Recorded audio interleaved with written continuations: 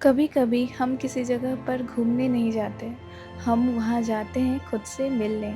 कुछ जगह ऐसी होती है जहाँ पहुँचते ही लगता है जैसे वक्त थोड़ा धीमा हो गया हो, जहाँ हवा सिर्फ चलती नहीं महसूस होती है, जहाँ बादल सिर्फ आसमां में नहीं होते बल्कि पहाड़ों के बीच उतर आते हैं, और जहाँ बारिश सिर्फ मौसम नहीं एक जिंदगी का एक हिस्सा लगती है। ऐसी ही एक जगह है मेघालय, क्लाउड्स का घर।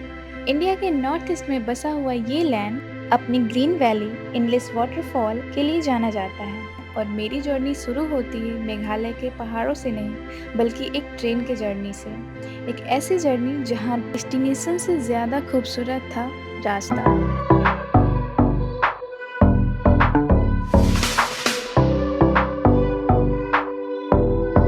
और फिर फाइनली हम पहुंच जाते हैं कामाख्या जंक्शन। और ऐसा हो ही नहीं सकता कि हम कामाख्या जंक्शन आकर माता कामाख्या के दर्शन ना करें।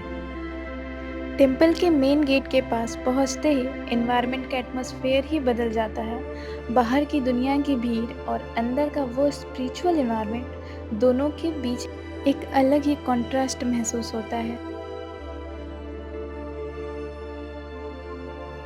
एक बहुत छोटा सा मोमेंट मेरे लिए एक बहुत खूबसूरत मेमोरी बन गया। एक कबूतर जो कुछ देर के लिए मेरे हाथ में था।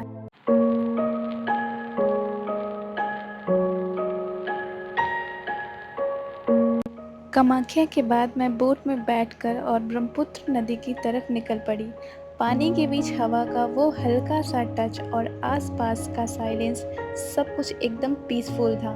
मैंने बस अपनी आंखें बंद कर ली और कुछ पल के लिए कुछ सोचा नहीं, ना कोई डेस्टिनेशन, ना कोई प्लान, बस हवा, पानी और एक अजीब सा सुकून। बोट मुझे ले जा रहा था पिकॉक आइलैंड की तरफ, और उस वक्त लगा शायद ट्रैवलिंग का सबसे खूबसूरत पार्ट डेस्टिनेशन तक पहुंचना नहीं, बल्कि रास्ते में खुद को खो देना है। दिन का सफ़र काफ़ी लंबा हो चुका था, इसलिए होटल पहुंचकर थोड़ा रेस्ट किया। अगला डेस्टिनेशन था शिलोंग। जैसे जैसे कैब शिलोंग की तरफ बढ़ रही थी,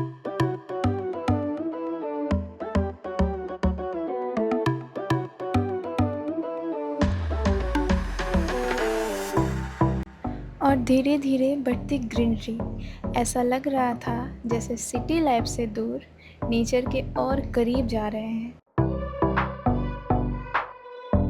लेकिन होटल का सबसे स्पेशल पार्ट शायद रूम नहीं था, बल्कि ये विंडो थी। विंडो के बाहर पहाड़, क्लाउड्स, ग्रीनरी और वो एंडलेस व्यू।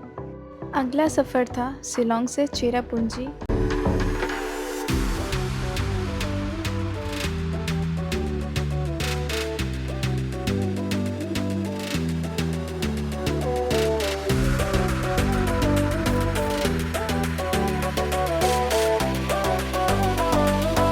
इस जर्नी का सबसे खूबसूरत पार्ट था ये रोड।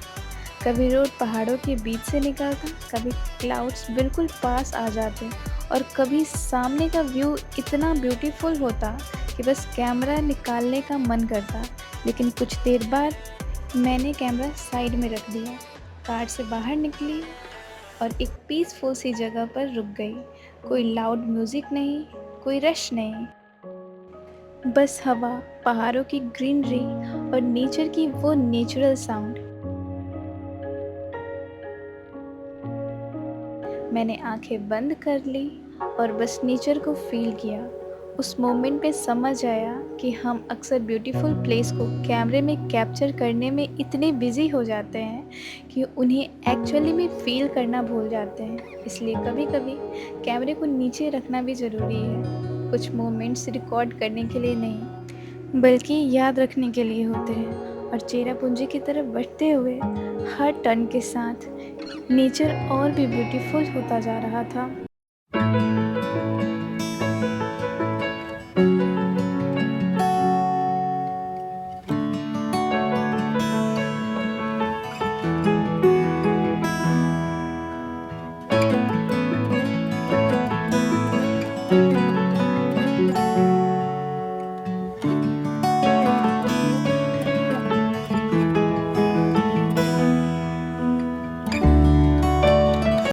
चेरापूंजी पहुंचकर होटल में थोड़ा रेस्ट किया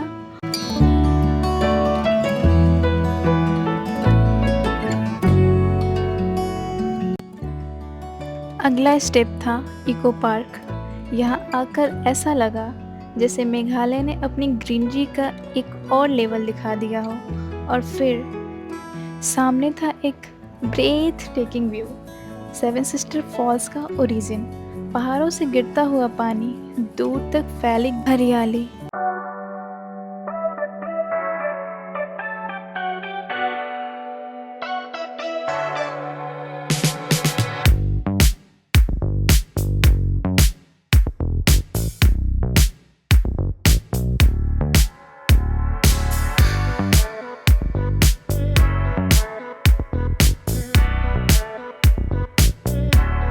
मैंने वहाँ झूला भी झूला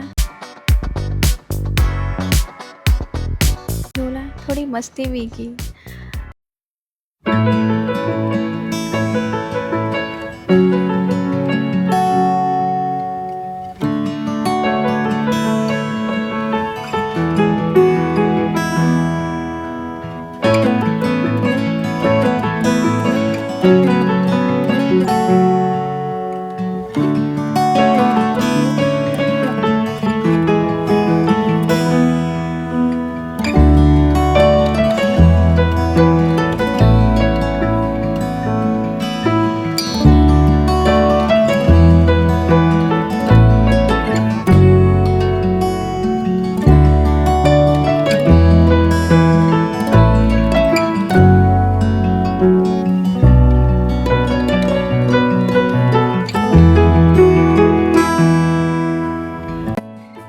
चेरापूंजी में हमने जहाँ होटल रूम लिया था, वहाँ की खिड़की से ये ब्यूटीफुल सा नज़ारा हमें दिख रहा था।